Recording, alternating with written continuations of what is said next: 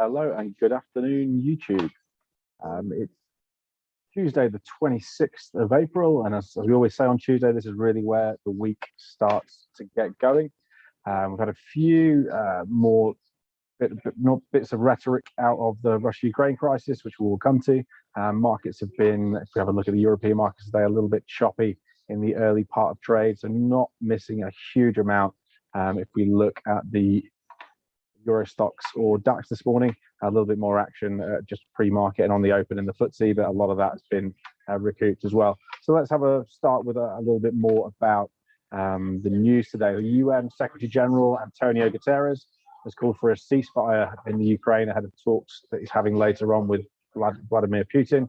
He's already had a chat with the Foreign Minister Sergei Lavrov, which he described as frank, and it seems that they're not quite getting the progress that they were potentially anticipating with him. So perhaps speaking to the big dog later might be more productive. We can but hope.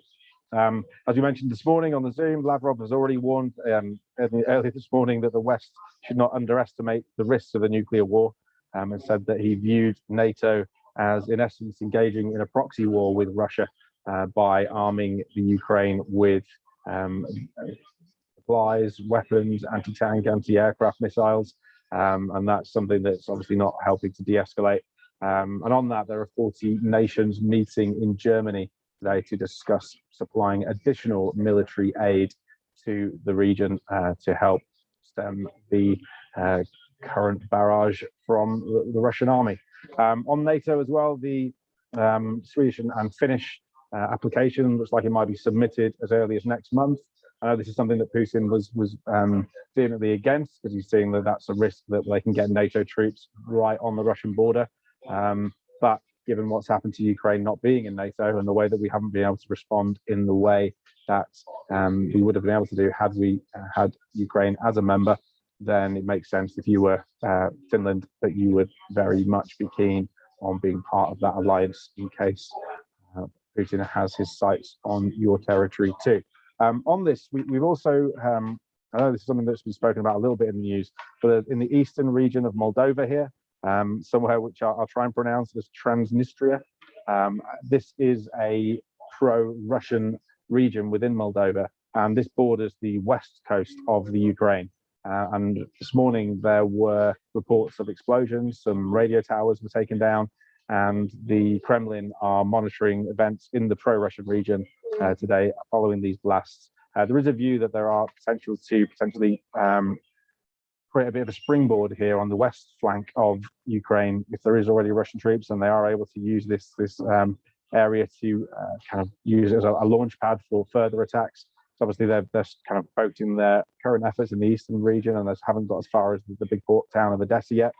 Whereas if they manage to cover it from the other side, this will make taking this landmass a lot easier. And this is viewed strategically as one of the things to do to Ukraine, was to cut them off from the Black Sea, where they get the vast majority of their imports from, and not just kind of siege as they're doing with the steel plant, but also to potentially siege the whole of the Ukraine and annex it from their supply lines would be, not received well by Ukrainians, I'm sure.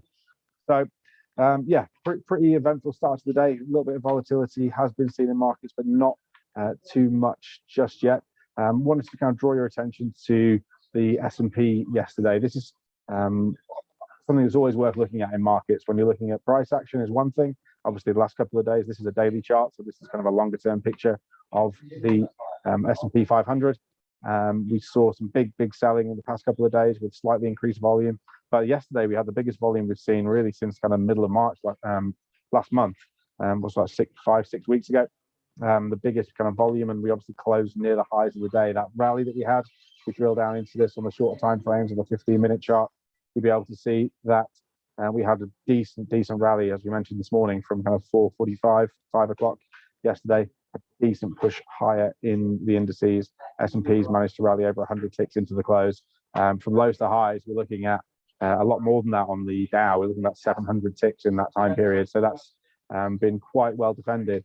If you're zooming back out to the daily chart, the reason being we have a value area low for the year is a kind of crucial psychological level. If you do manage to break these levels, then it really does open the potential floodgates for breakouts to the downside.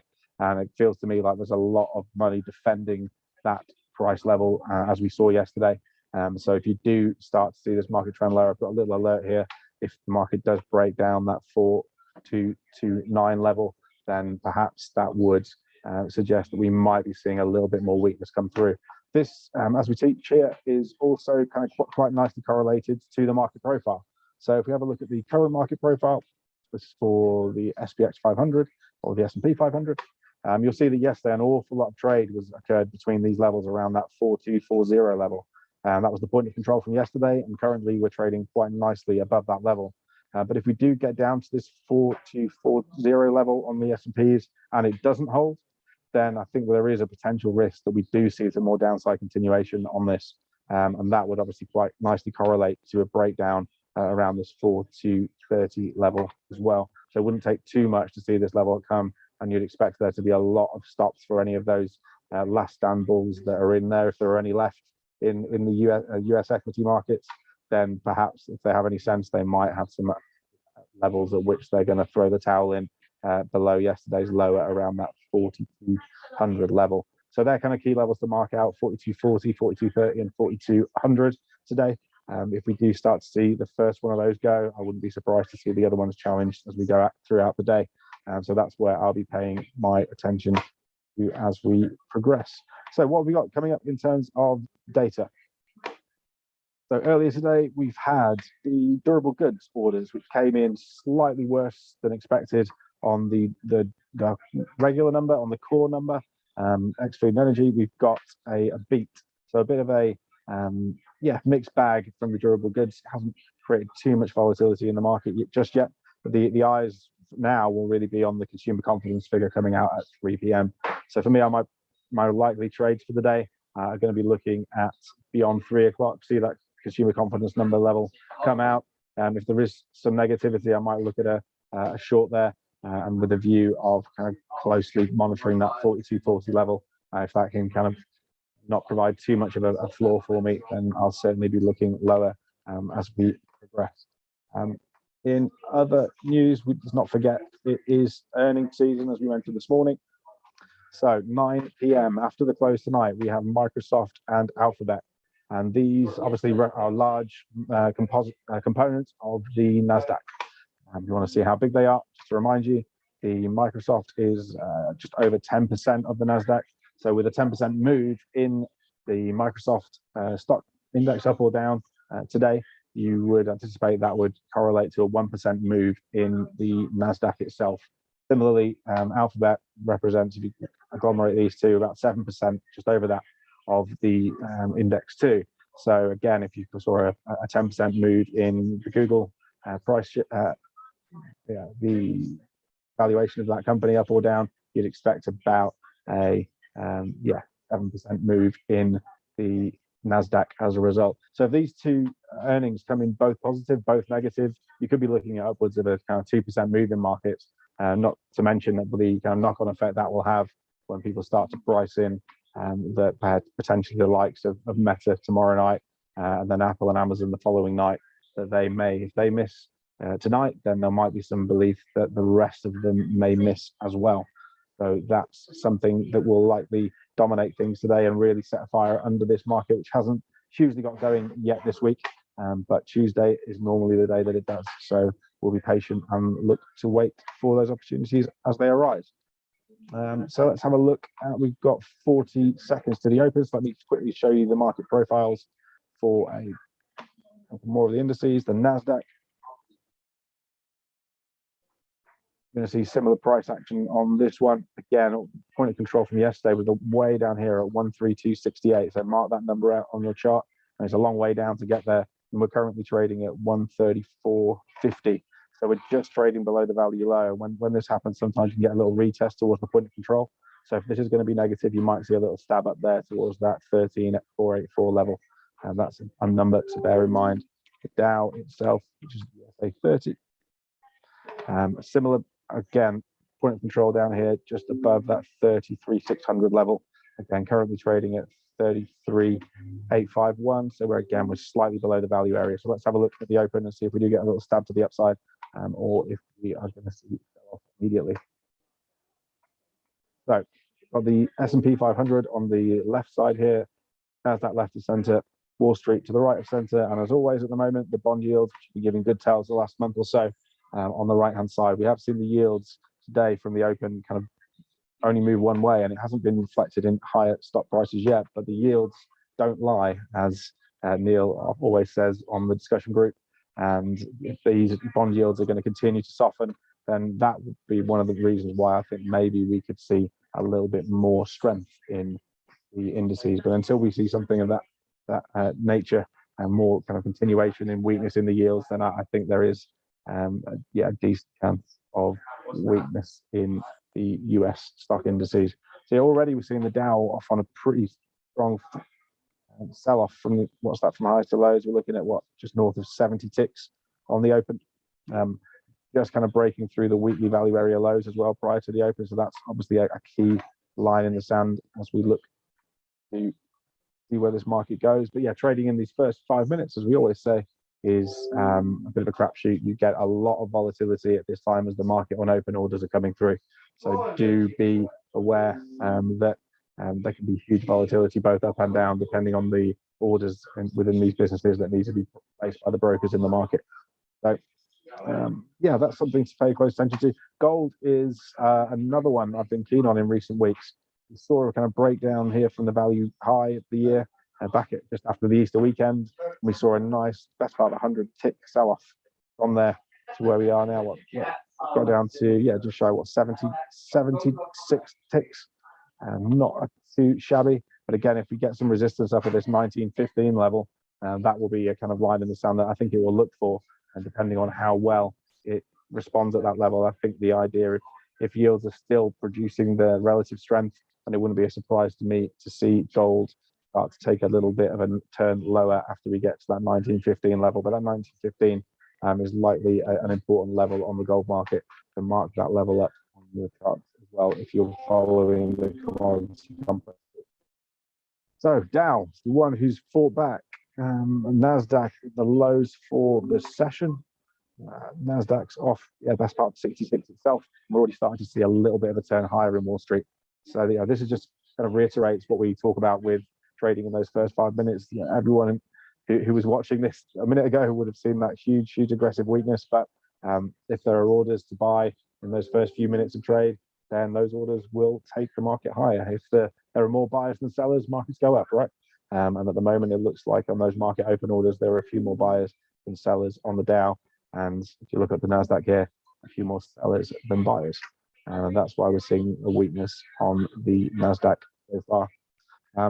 Looking at price action, we never really got that snap higher up towards the point of controls on the NASDAQ or the Dow, or not yet at least. So just have a flick back to where that number was on the Dow itself. Control is up here at 33970. That's a long way above where we are now. So that takes you kind of towards these value high levels on the volume profile. So that might be something that it's got its eye on around that 33,950 to 33,970. And if you are looking at getting aggressive with your shorts, that might be something to look at. As I say, I would pay much more close attention to these bond yields at the moment. Not seeing a huge amount of volatility on the open from them just yet. If you do start to see the yields continue to grind lower, then that normally correlates in higher stock index valuations. So that's something to hang your hat on if you're looking to find direction, looking to find opportunity in a market which you can be confident in. Then using the yields as a guide has been very, very prudent this last few months. So do pay attention to the 10-year yield. For those of you on TradingView, if you want to have a look at that, the ticker is US 10Y for the yield. The opposite's true with the bonds. So do make sure you're aware whether you're looking at the 10-year yield or the 10-year bond. They do work with inverse correlation to one another as well.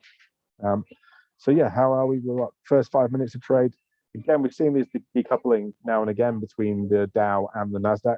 So that weakness in the NASDAQ and the S&Ps on this occasion has been somewhat shaken off by the Dow in the early part of trade. But if you start to see the S&P and the Nasdaq continue in this direction, the Dow is unlikely to be able to hold on. So this is kind of the question of which market do you believe? Do you believe the Nasdaq or the S&P? For me, this tends to be the one that the Nasdaq tends to be the one that tells its truth earliest. So that can often give you a little bit of a lead and a good entry when you're looking at trading the Dow.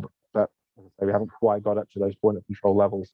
The high on the Dow so far, 33,870. Where are we? Yeah, so we're literally retouching this value low on the Dow as things stand. So that can often be a point of support and resistance. So coming from below our resistance level on the Dow around that 33,870. But at the moment, it's just creeping above it, and we're seeing a little bit of a turn here on the S&P as well. So yeah, I would wait and see really if we continue to see these yields go lower, then maybe the Nasdaq will be the one that finally catches up to the upside. And that's what I'm watching today. But as I say, 3 o'clock today, consumer confidence looking at previous of 107.2 and 108.5. I think this after 3 o'clock, I think you'll get a lot more clarity on where this is going. So keep your eye on yields at that point, especially. And then for those of you wanting to trade earnings, get a lot of volatility at 9 o'clock. So if you're able to stay up that late and you're not watching the Champions League tonight, then I would keep an eye on the Nasdaq, especially at that time, as that will be the index which will likely have the greatest volatility after 9 p.m. So yeah, trade carefully if you are in positions not looking to trade through the earnings. Then make sure you're out of those positions before 9 o'clock, because things are likely to get a little bit hot as you move into that new time frame. So yeah, let me wish you good trading today. Keep your eyes out for that 3 o'clock data, and we'll look forward to catching you up on Zoom with Neil at 7:50 in the morning. Very well, guys. Take it easy.